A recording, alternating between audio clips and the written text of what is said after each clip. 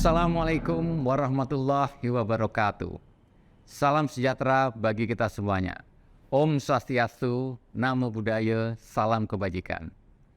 Bulan Literasi Perdagangan Berjangka Komoditi merupakan acara yang diinisiasi pada tahun 2023 oleh Badan Pengawas Perdagangan Berjangka Komoditi atau Bapepti, Kementerian Perdagangan, bekerja sama dengan Asosiasi Perdagangan Berjangka Komoditi Indonesia atau ASPEPTINDO. Rangkaian acara dilakukan untuk mengoptimalkan dan mensinergikan pemerintah dan para pelaku industri dalam mengembangkan perdagangan pasar berjangka dengan memberikan edukasi dan literasi kepada pelanggan, calon pelanggan, serta masyarakat pemangku kepentingan lain yang bertujuan meningkatkan pemahaman perdagangan berjangka komoditi di Indonesia.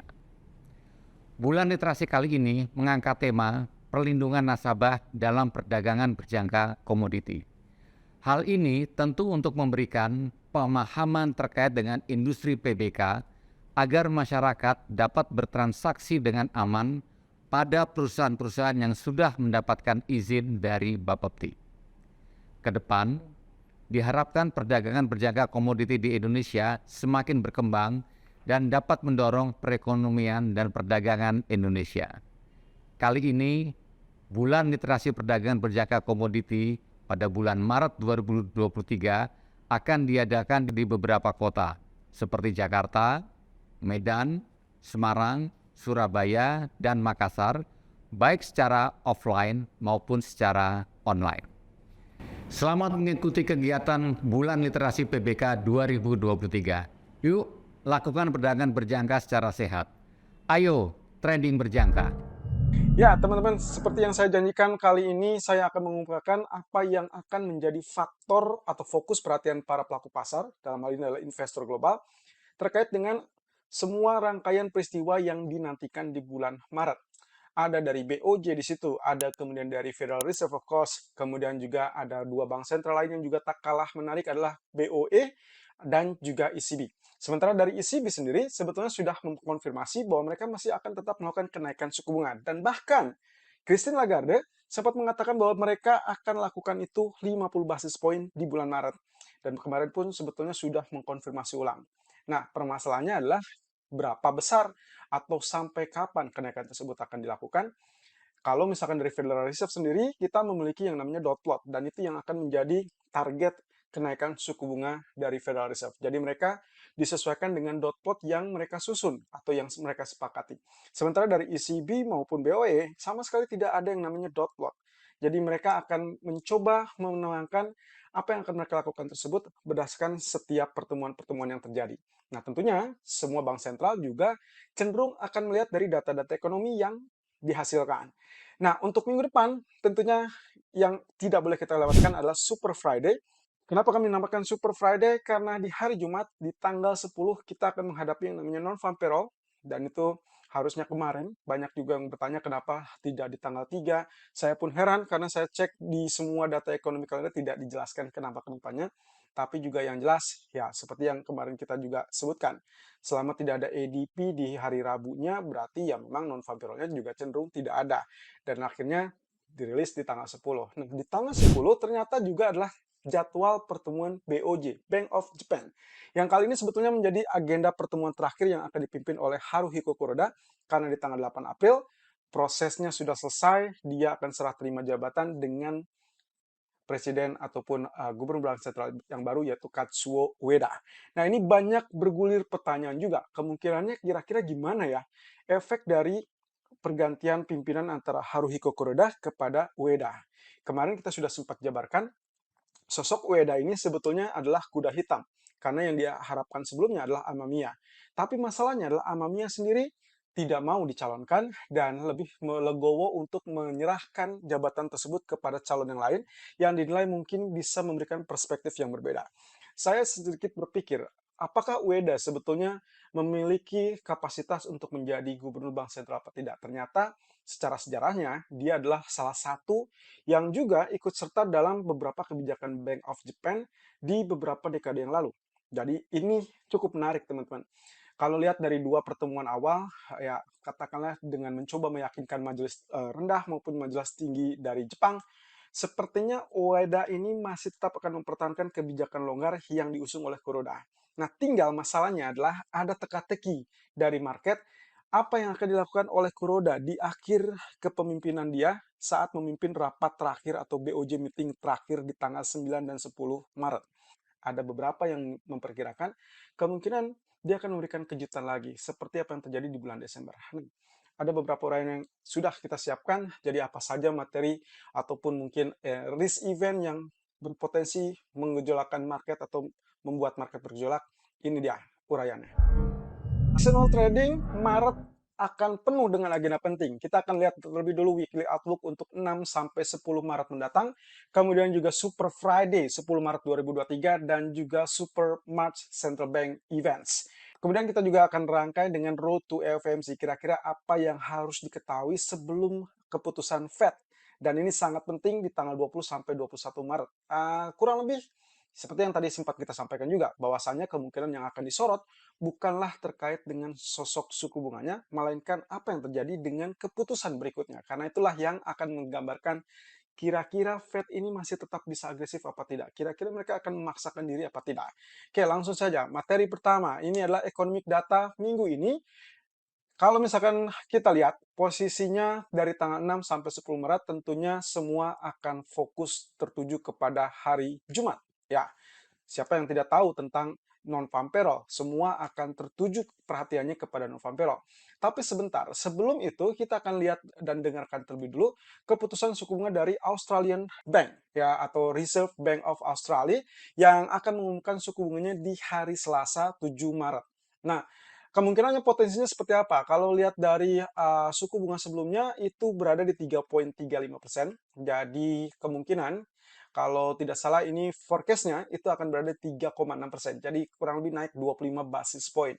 Kalau memang sesuai dengan ekspektasi pasar tentunya harusnya Australian dollar akan mengalami penguatan ataupun kenaikan. Tapi masalahnya adalah apakah itu cukup efektif apa tidak? Jadi apakah market masih tetap butuh 50 basis point apa tidak? Semuanya terkaitnya adalah sekarang kepada inflasi. Kira-kira inflasinya Australia seperti apa? Apakah lebih tinggi atau memang sudah mulai lunakkah dibandingkan dengan Fed ataupun bank sentral lainnya? Kalau memang sudah terlalu lunak atau bahkan relatif lebih lunak, ya of course mereka tidak merasa diperlukan untuk kenaikan yang lebih agresif. Dan ini juga sebagai catatan tambahan teman-teman. Pertemuan terakhir dari FOMC juga mengatakan bahwa mereka tidak akan memaksakan untuk kenaikan yang agresif. Jadi kalaupun mereka harus menaikkan suku bunga dan tetap akan dilakukan atau dilanjutkan, maka kemungkinan angkanya adalah di 25 basis point. Cuman memang inilah yang menjadi indikasi kira-kira dari data inflasi yang terlalu bandel ini, apakah Fed masih akan tetap melakukan lebih tinggi atau tidak. Tapi cerminannya kurang lebih ada di RBA.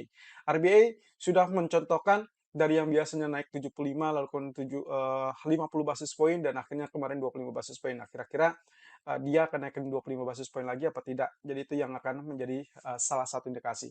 Kemudian yang tak kalah penting lagi adalah testimoni dari Powell. Sebetulnya di sini ada dua. Jadi di hari Rabu pun dia akan muncul kembali. Tapi saya akan menggarisbawahi kemungkinan yang ada di hari Selasa. Jadi biasanya ini kemungkinan sebelum bertemu dengan Senat ataupun Parlemen. Jadi biasanya itu yang akan selalu dianggap mematikan atau cenderung bergejolak kepada market itu adalah di hari yang pertama. Ya, jadi ingat di hari pertama di jam 10 malam waktu Indonesia bagian barat itu ada testimoni Powell. Semua akan tertuju kepada sana dan kemungkinan mereka ingin mendengarkan kira-kira rencana Fed ini seperti apa. Kalau mereka katakanlah dari Powell-nya sendiri menginginkan yang agresif, ya kemungkinan kita akan lihat dorongan untuk US dollar. Tapi saya rasa nantinya ujung-ujungnya adalah terkait dengan depending on data. Jadi semua akan bergantung kepada data. Kemudian yang hari Rabu kita akan dengarkan kembali dari apa yang disampaikan oleh Presiden ECB, Christine Lagarde. Apakah dia masih tetap konsisten dengan 50 basis point di bulan Maret, lalu kemudian juga depending on data, lagi-lagi Bank Sentral depending on data, maka itu yang akan membuat potensi euronya lebih cenderung menguat daripada partnernya, yaitu pound sterling. Ya. Kemudian itu juga sebetulnya bisa berdampak negatif untuk sisi US dollar, teman-teman. Nah, ini jadi ada dukungan juga untuk dorongan si emas gitu ya, ataupun pasar saham. Kenapa? Karena satu sisi kebijakan yang diusung oleh ECB berarti dia akan menguatkan euro, berarti melemahkan si US dollarnya. Nah, apakah bertahan lama atau tidak? Ternyata di malam harinya, di jam 8.15, kita akan berhadapan dengan ADP non-farm, dan biasanya itu akan dikait-kaitkan dengan data hari Jumat, yaitu non-farm payroll. Tapi memang korelasinya tidak selalu berjalan mulus, teman-teman. Jadi kemungkinan posisinya ini bisa saja kalaupun ADP-nya menguat, belum tentu si non-farm payroll-nya menguat di hari Jumat. Atau sebaliknya, ADP-nya lemah, belum tentu non-farm payroll di hari Seninnya, atau sorry, di hari Jumatnya cenderung juga menguat. Jadi hati-hati dengan berita tersebut. Tapi yang jelas, data bagus itu akan berakibat menguatnya US dollar. Tapi data yang jelek akan berakibat negatif untuk dolar, dan itu berarti pasar emas ataupun saham ataupun currency yang lain itu akan mengalami dorongan kenaikan. Kemudian dari Kanada, BOC juga ternyata, wow, ini juga suku bunga teman-teman ya. Terakhir di 4,5, kita tinggal tunggu saja apakah juga naik 25 basis point jadi 475 atau memang dia jadi 50 basis point secara mengejutkan. Yang lebih mengejutkan lagi kalau unchanged ya. Kalau misalkan itu unchanged, saya rasa itu faktor yang cukup kuat untuk Canadian dollar ya. Jadi hati-hati, Canadian dollar bisa saja bergerak mengalami kenaikan. Tapi kita tidak akan spesifik sana karena semua akan fokusnya adalah larinya ke data-data Amerika. Oke, kemudian di hari Kamis kita tidak dapatkan berita yang terlampau penting. Semua akan fokusnya kembali ke klaim pengangguran mingguan. Jadi klaim pengangguran mingguannya saya rasa kita masih akan tetap berada di kisaran 150 sampai 200 ribu, dan itu ya mungkin karena dia datanya adalah data tingkat 2, kita tidak akan terlalu repot gitu ya. Dan di hari Jumat, lagi-lagi BOJ. Nah, ini Super Friday ya, di tanggal 10 Maret itu adalah Super Friday, di mana di pagi harinya kita akan berhadapan dengan keputusan suku bunga dari BOJ ya, Bank of Japan, dan itu adalah kalender terakhir kepemimpinan Haruhiko Kuroda. Lalu kemudian lanjutkan dengan di malam harinya. Nah, ini fokusnya semua kepada non-farm payroll. Gimana dengan data GDP-nya pound sterling? Oke, nah ini si pound sterling ini balik lagi kemarin dengan pernyataan dari BOE-nya, saya rasa ini masih tetap suram ya. Jadi kalaupun datanya ternyata lemah atau negatif, wah ini makin tertekan lagi. Jadi saya lebih berharap 1.1840 untuk pound sterling bisa ditembus minggu depan ya, atau lebih tepatnya di hari Jumat. Tapi semuanya on proses, karena di satu sisi kalau Anda berhadapan dengan non-farm payroll yang ternyata bisa melemahkan atau bahkan menguatkan US dollar, maka pound sterling juga akan cenderung berpengaruh ya. Oke, jadi itu data ekonomi untuk minggu depan. Lalu kemudian fokus berikutnya apa sih? Oke, fokus berikutnya kita lihat ya. Berarti kalau misalkan kita bicara tentang fokus dalam minggu depan, semua sudah dirangkum di sini. Jadi saya lingkari Super Friday-nya. Ingat catatannya di tanggal 10, semua akan terfokus dengan BOJ. Apa yang akan terjadi? Kalau ternyata katakanlah Kuroda tidak memberikan uh, kejutan ya seperti apa yang dilakukannya di bulan Desember yang lalu, maka kita akan lihat USD Japanese Yen akan kembali mengalami kenaikan. Tapi kalau ternyata anggaplah dia memberikan kejutan terkait dengan mungkin dia merubah lagi yang namanya JGB ya, atau batasan atas batasan bawah dari Japanese Government Bond Yield. Kalau itu yang terjadi, kita akan lihat USD Japanese Yen akan mengalami penurunan, alias yen-nya itu akan kembali menguat. Dan itu berarti salah satu kode bahwasannya bisa saja mempermudah langkahnya Ueda, ya, sosok penggantinya di bulan April nanti, untuk setidaknya melangkah kepada pengetatan moneter. Ya, itu yang diberikan sinyal sejak jauh-jauh hari. Tapi ya, mungkin ini hanya perkiraan kasar dari para pelaku pasar ya, atau keinginan. Kalau ternyata tidak terjadi, maka yang terjadi adalah yen-nya melemah, itu artinya USD Japanese Yen mengalami kenaikan. Dan itu berarti tekanan untuk ya pasar saham dan juga Nikkei, dan juga tentunya kita akan melihat tekanan juga untuk emas. Oke. Nah, ini ya tadi yang kita sempat ulas juga terkait dengan RBA di hari Selasa. Dia akan menaikkan suku bunga diperkirakan menjadi 3,6%, dari prior-nya atau sebelumnya 3,35. Jadi sekitar 25% atau 0,25% gitu ya, 25 basis point gitu ya. Kalau misalkan sesuai, it's okay, berarti Australian dollar saya rasa cuma spike sesaat kemudian dia kembali turun. Nah, hari Selasanya adalah testimoni Powell, Walaupun ada 2 kali di hari Selasa dan Rabu, tapi tetap kita pandu dengan hari Selasanya saja, ya. Kemudian ada data ya, GDP untuk zona Eropa dan juga ADP employment dari Amerika yang akan dirilis di hari Rabu. Jadi dua data ini di hari Rabu juga cukup penting.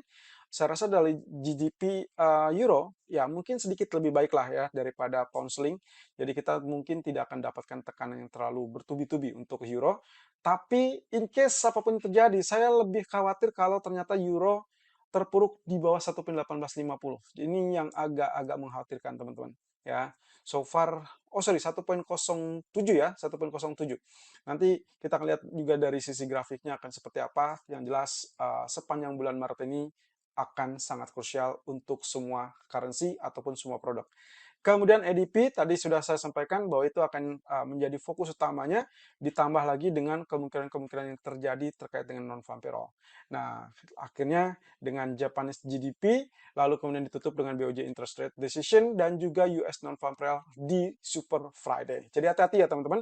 Tapi kita akan coba, mudah-mudahan nanti saya bisa mengupdate kembali terkait dengan skenario NFP-nya, karena kebetulan saya sedang berada di luar dan nanti kita akan update sebelum kepulangan saya ke Indonesia. Oke, kemudian kalau kita lihat di slide berikutnya, saya sudah siapkan terkait apakah non-farm payroll akan terus menguat apa tidak?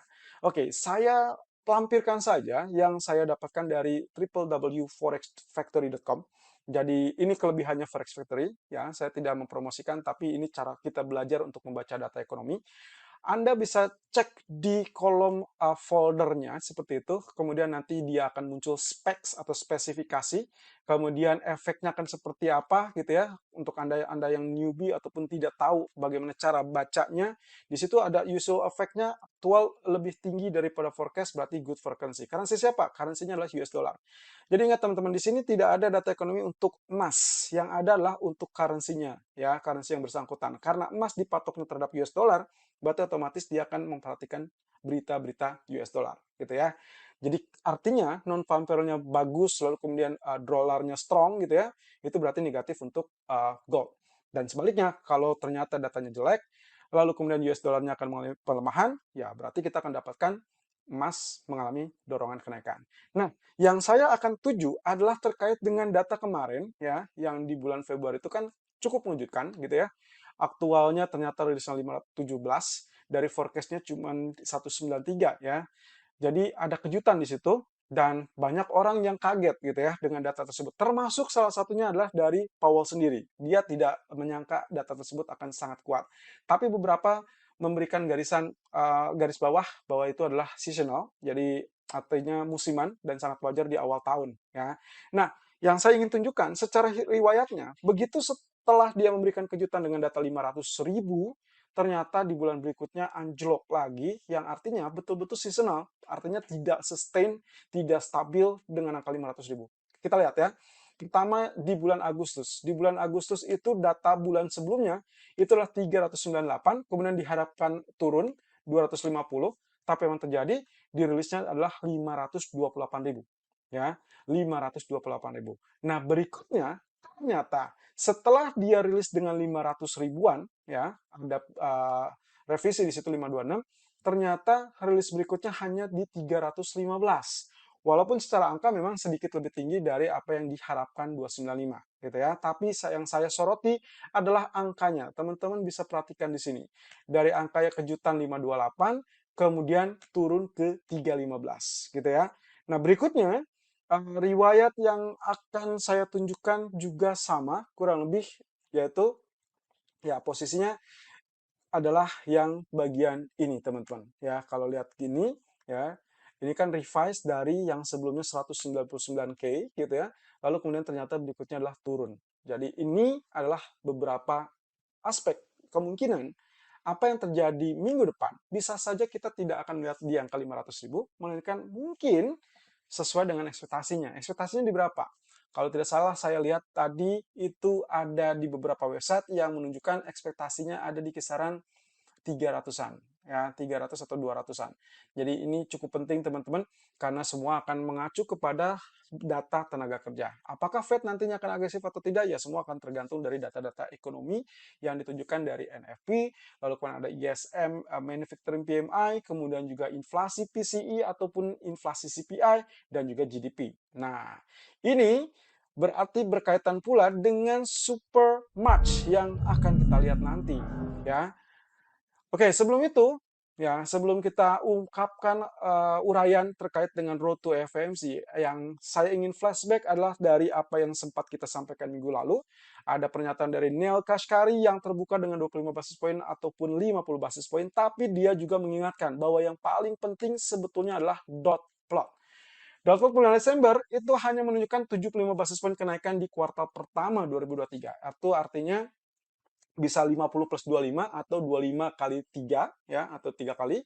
Atau kalau memang ternyata kemarin sudah rilis 25 basis point di awal Februari, ya bisa saja di 2 kali pertemuan berikutnya 25-25 atau langsung 50. Nah, ini yang sempat memberikan kejutan ataupun kaget karena November kemarin. Tapi karena dipastikan Fed juga tidak akan melirik dari data yang 1 bulan, jadi seperti apa yang dikatakan Kaskari, tidak terlalu terkesima dengan data yang cuma 1 bulan, maka kemungkinan kita belum tentu akan mendapatkan 50 basis point, melainkan 25 basis point, tapi dengan catatan inilah yang akan atau yang ingin disampaikan dari Fed, yaitu terkait dengan dot plot. Apa yang diperlukan? Dot plot ini yang diperlukan adalah apakah Fed merubah kebijakannya atau menambahkan kebijakannya. Dalam hal ini berarti bukan 75 basis point lagi, tapi ada tambahan jadi 100 basis point.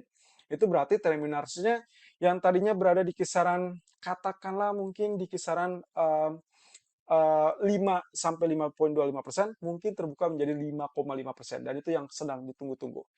Nah, catatannya, apakah nantinya Fed akan menaikkan di angka berapa nih? Mungkinkah dia menaikkan di angka yang paling tinggi, misalkan 6%? Nah, ini yang ingin diketahui oleh market. Jadi hati-hati, fokus dari market yang utama itu adalah terkait dengan ini, ya. Fokus utama market pada FOMC Maret bukan kepada suku bunga, ya, bukan kepada suku bunga, melainkan tertuju kepada yang namanya dot plot, ya. Nah, ini yang saya berikan catatan tambahan. Jadi jangan lupakan, pokoknya Maret itu sudah dipastikan 50 ataupun 25 basis point itu sudah diantisipasi oleh market. Tinggal masalahnya adalah dot plotnya. Dot plotnya berubah apa tidak? Dot plot Desember, saya tulis ulang, dot plot Desember itu adalah 75 basis point, lalu kemudian untuk menuju terminal rate di angka 5 sampai ya 5,0 gitu ya, sampai 5,25%. Nah, sekarang yang menjadi pertanyaan adalah dot plot Maret. Nah, dot plot Maret ini market ingin tahu. Ada dua kemungkinan, ya. Kita bikin skenario. Skenario pertama adalah kalau memang ternyata tidak berubah. Berarti ini everybody happy, berarti tidak ada potensi kenaikan suku bunga. Yang mana kalau misalkan seperti ini, sepertinya tidak mungkin, ya, sepertinya tidak mungkin. Kenapa? Karena masalahnya adalah inflasi yang tinggi, ya, dan tenaga kerja yang solid. Ini yang membuat dia tidak mungkin berubah. Pasti akan ada perubahan. Tinggal masalahnya, perubahannya berapa? Oke, kemungkinan kedua, skenario kedua adalah ada tambahan. Dot plot dirubah menjadi tambahannya misalkan katakanlah ada 100 basis point. Ini berarti sama dengan dia ada tambahan 25 basis point di pertemuan berikutnya. Berarti nih ya, kalau kita spesifik menggambarkan bulan Februari kemarin 25 basis point, kemudian Maret katakanlah 25 basis point, berarti ada 2 bulan berikutnya pertemuan 2 kali 25 atau mungkin 1 kali 50. Jadi skenario-nya kalau seperti ini bisa saja 25 basis point kemarin sudah ya, bulan Februari, kemudian tambah lagi misalkan saya anggap misalkan 25 basis point bulan Maret misalkan ya. Lalu kemudian bisa saja 50 basis point di bulan Mei. Nah, ini alternatif pertama. Kemudian ada alternatif yang kedua. Alternatif keduanya misalkan ternyata misalkan 25 basis point kemarin Februari ya. Saya tulis ulang di situ.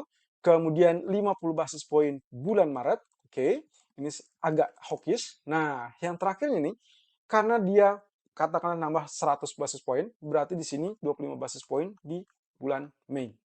Nah, ini skenario yang ketiga adalah skenario yang disampaikan juga oleh beberapa hedge fund ataupun bank besar ya seperti JP Morgan, Morgan Stanley atau bahkan Goldman Sachs ya. Mereka memperkirakan skenario-nya akan seperti ini.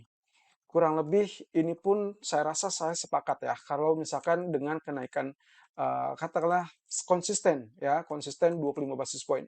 Maka yang akan kita dapatkan adalah 4 kali kenaikan di kuartal pertama sampai awal kuartal kedua.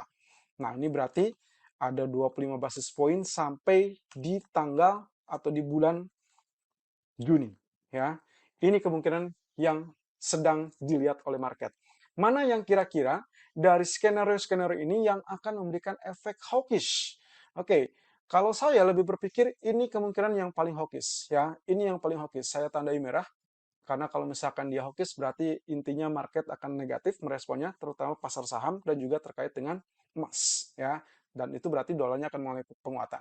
Kemudian yang relatif sedikit atau katakanlah mendekati hawkish ya. Yang mendekati hawkish saya tandai biru, posisinya seperti itu ya. Jadi itu kemungkinan efeknya masih tetap sama karena ada kekhawatiran dia naik 50 basis point di bulan Mei. Nah, cuman kalau misalkan kita anggapnya dia relatif less hawkish atau bahkan kecenderungannya dovish. Berarti kita anggap saja dia cuma 25, 25, 25. Akhirnya dia pertahankan sampai akhir tahun 2023 dan itu sama sekali sudah diantisipasi oleh market. Mana yang diharapkan atau yang sudah diantisipasi oleh market kurang lebih poin yang C. Ya, jadi ini yang harus kita lihat. Apakah market akan terkejut dengan kebijakannya atau tidak? Nah, skenario berikutnya agak-agak pahit nih, agak-agak pahit untuk semua market ya, semua market. Oke, kira-kira apa ya? Oke, dot plotnya ternyata ada tambahan misalkan sampai 125 basis point atau 150 basis point. Wah, ini berarti dari yang sebelumnya cuma 75 basis point bertambah ya, ada tambahan sekitar berapa nih? Dari 75 ke 125, berarti ada tambahan sekitar 50 sampai 100 basis point.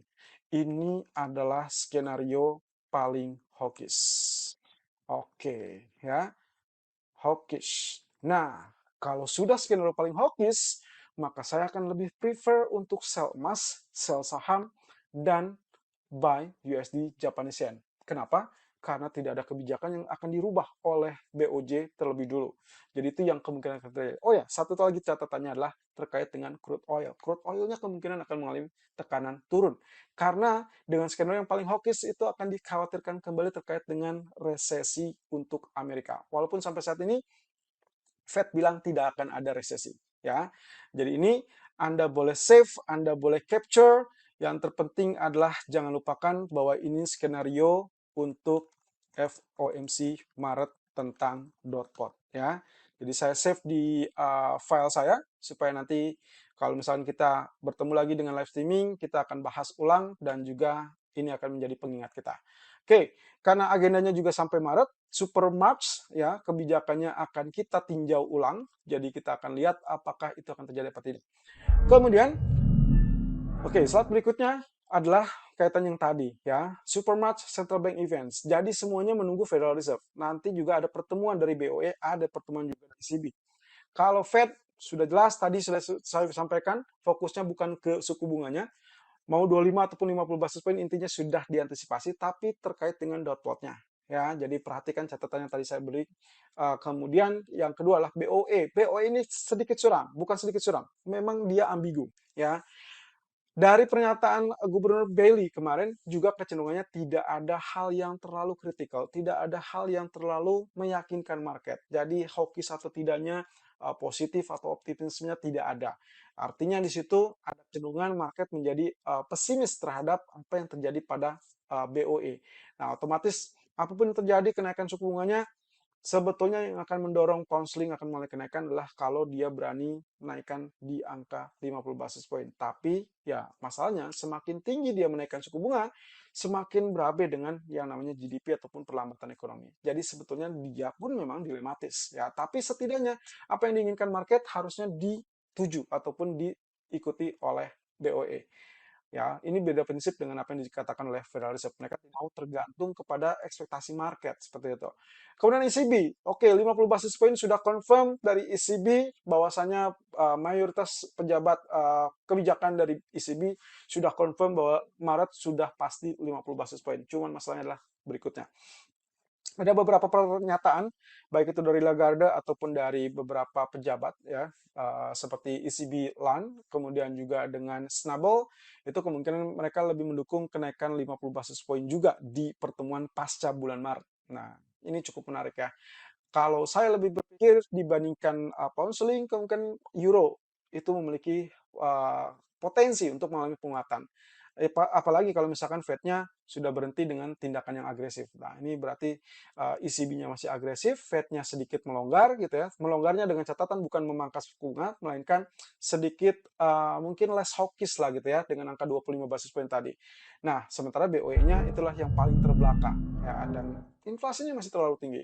Oke, ini adalah terakhir road to FOMC bulan Maret, teman-teman. Jadi sebelum kita memutuskan untuk melihat ataupun menerka ataupun memprediksikan apa yang terjadi di bulan Maret, pertemuan bulan Maret di tanggal 21-22 Maret 2023, karena kemungkinan posisinya adalah semua akan terfokus dengan dot plot, maka lagi-lagi kita mengacu kepada apa yang disampaikan oleh Powell. Apa yang disampaikan oleh Powell? Yang disampaikan oleh Powell adalah ADP employment. Ya, ADP employment-nya seperti apa? ADP employment ini penting karena apa? Karena kemungkinan itu juga akan menggambarkan non-farm payroll. Jadi sektor tenaga kerja, apakah solid atau tidak? Ya, kemungkinan tadi kalau kita lihat dari data non-farm payroll historicalnya dari 500 yang mengejutkan bisa saja kembali anjlok. Nah, ini bisa menjadi surprise dan juga semakin menjadikan catatan yang khusus bahwa sebetulnya tidak ada masalah dari kondisi non-farm payroll yang kemarin. Tapi semua akan terfokus dengan inflasi. Nah, inflasi ini ada CPI dan ada PCE. CPI lagi-lagi, sebetulnya kemarin 6,4% itu adalah angka yang bagus, teman-teman. Artinya dia melunak dari 6,5 menjadi 6,4, which is good, itu turun. Ya, walaupun ekspektasinya sebetulnya kan kemarin itu adalah 6,3 atau 6,1 gitu ya. Makanya dirilisnya di atas ekspektasi. Cuman karena ini adalah ya based on ekspektasi, maka kemungkinan posisinya market meresponnya agak sedikit kaget ya, dan itu diartikan sebagai inflasi yang terlalu panas. Kemudian PCI-nya juga sama ya, PCI-nya juga sama. Dan terakhir adalah data GDP karena semuanya terkait dengan pertumbuhannya kira-kira melambat apa tidak. Dan intinya adalah kalau memang menginginkan terkait dengan FOMC yang relatif less hawkish seperti itu, maka kita bisa bilang, ya saya kasih tambahan di sini catatannya, kalau menginginkan ya Fed cenderung less hawkish ya, Anda tinggal cek lagi keterangan yang tadi, mau yang A, B, ataupun C gitu ya. Yang penting cuma 100 basis point itu masih oke, sudah diantisipasi oleh market. Tapi kalau ternyata skenario nomor 3, itu skenario yang paling berbahaya untuk semua market ya. Kalau menginginkan Fed cenderung less hawkish, maka yang harus didapatkan market adalah data ekonomi yang cenderung lemah. Artinya di sini adalah bad news is good news untuk market. Market apa? Market saham, market commodity gold, atau bahkan crude oil pun ya, walaupun kita tidak bicara tentang tingkat permintaan dari China ya, karena sampai sekarang pun masih tetap dipertanyakan apakah itu akan kembali apa tidak. Tapi yang jelas inilah yang harus kita berikan catatan ya. Jadi hati-hati dengan semuanya karena ini saling keterkaitan. Jadi saya rasa kalaupun misalkan minggu depan non-farm payroll-nya dirilis, pertama itu akan jadi topik utama bersamaan dengan juga BOJ di pagi harinya. Tapi kemudian minggu berikutnya itu akan lihat data CPI, lalu data PCE, lalu kemudian pertemuan FOMC, barulah GDP-nya. Ya, atau mungkin kebalik ya, GDP dulu baru PCE setelah FOMC. Oke, berarti di sini ya semuanya akan tertuju dan saling terkait. Kalau FMC-nya ternyata masih agresif, saya rasa BOJ akan sia-sia. Kemungkinan dia tidak akan melakukan perubahan kebijakan. So, apa yang dikatakan oleh UEDA kemarin di majelis tinggi ataupun majelis rendah, saya rasa cukup logis. Dia tidak akan terburu-buru juga untuk merubah kebijakannya, tapi ya katakanlah dengan formalitas mengatakan inflasinya harus meningkat tajam dulu, supaya BOJ dipaksa beralih kepada pengetatan moneter. Jadi selama itu yang tidak terjadi, saya rasa mungkin kita akan mendapatkan USD Japanese Yen masih kembali naik, dan itu berarti mengganggu, bisa saja potensinya muncul ke level 140. Oke, dan terakhir, seasonality. Apa yang dikatakan oleh musim selama 5-10 tahun terakhir untuk emas terutama. Dan ini yang menarik. Saya sempat mengatakan ke beberapa kolega bahwasanya jangan mencar emas di bulan Februari karena itu nanggung dan kemungkinan dia akan turun setelah Imlek selesai. Dan itu yang terjadi, teman-teman. Dan saya sampaikan, kalaupun misalkan mau, maka Anda sebetulnya bisa saja melihatnya dari posisi mana? Posisinya adalah lihat dari kondisi bulan Maret. Jadi kalau misalkan lihat di bulan Maret, teman-teman, sebetulnya kecenderungannya dia turun. Dan turun itu berarti adalah murah. Saat dia murah, harga akan mengalami naik ataupun kenaikan karena ada tingkat permintaan di situ yang mendorong sehingga akhirnya di bulan April sudah terjadi kenaikan. Walaupun memang dengan catatan ada minusnya lagi nih karena ternyata di bulan Mei-nya kembali turun. Tapi secara keseluruhan bulan Maretlah yang menjadi best month atau bulan terbaik untuk melakukan buy ataupun pembelian emas sepanjang 1 tahun. Dan itu artinya kalaupun kita mau pertahankan sebetulnya dia bisa saja bertahan sampai ke bulan November ataupun bulan Desember. Tapi intinya semua terkait dengan FOMC karena semua dot plot itu akan saling mempengaruhi terhadap kebijakan-kebijakan yang lainnya, termasuk juga untuk pasar emas. Oke, jadi itu tadi uraian-uraian yang sudah saya siapkan untuk Anda semua untuk mungkin bisa disimpan sampai penghujung bulan Maret. Karena kita akan ujung-ujungnya adalah terkait dengan FOMC. Kira-kira dia akan agresif apa tidak? Kalau dia tidak agresif, well, silakan pertahankan posisi buy Anda dari level terendah. Jadi kalau Anda dapatkan indeks saham, misalkan Dow Jones atau S&P ternyata sudah lebih rendah, cari level supportnya, Anda boleh lakukan buy, tapi stop loss-nya adalah di bawah support.